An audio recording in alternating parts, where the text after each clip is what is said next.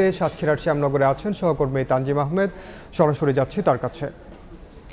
বাতাসের বেগ, বৃষ্টির পরিমাণ উভয়ই কমতে শুরু করেছে সাতক্ষীরার উপকূলে। যদিও এখন পর্যন্ত বৃষ্টি বাতাস আমরা দেখতে পাচ্ছি উপকূল জুড়ে নদ নদীর পানি যে বৃদ্ধি পেয়েছিল, যেহেতু ভাটি শুরু হয়েছে, পানি কিন্তু আসলে নামতে শুরু করেছে। এবং স্থানীয় যারা রয়েছেন তারা আমাদেরকে জানিয়েছেন যে কিছু সময়ের মধ্যে যেসব অঞ্চল আসলে প্লাবিত ছিল, যেহেতু ভাটি শুরু হয়েছে এবং পানি নেমে যাচ্ছে নদীতে, সেক্ষেত্রে হয়তো এই যে পানিতে প্লাবিত জায়গাগুলো আসলে কিছুটা নেমে যাবে। তারপরও যে ক্ষয়ক্ষতির কথা আসলে বলতে হয়, সাতক্ষীরার উপকূলে যেসব ঘর বাড়ি রয়েছে এর মধ্যে অন্তত 1192টি ঘর সেগুলো আংশিক ক্ষতিগ্রস্ত হয়েছে এবং 276টি ঘর পুরো সম্পূর্ণ বিধ্বস্ত হয়েছে।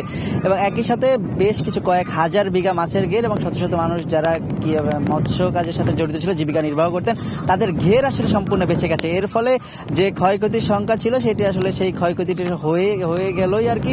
শত চেষ্টা করেও যারা স্থানীয় রয়েছেন তারা তাদের যে মাছের ঘেরগুলো তারা রক্ষা করতে পারেনি। এটি সাতক্ষীরায় আমরা সকাল থেকে 2 দিন ধরে যে ঘুরে দেখেছি, মানুষের সাথে কথা বলেছি, সবচেয়ে বেশি ক্ষতিগ্রস্ত আসলে যারা মৎস্যজীবী রয়েছেন তারাই সবচেয়ে বেশি ক্ষতিগ্রস্ত এবং তাদের আসলে এই বছরের মাঝামাঝি সময় তারা বেশ বড় একটি লোকসানে পড়তে হয়েছে।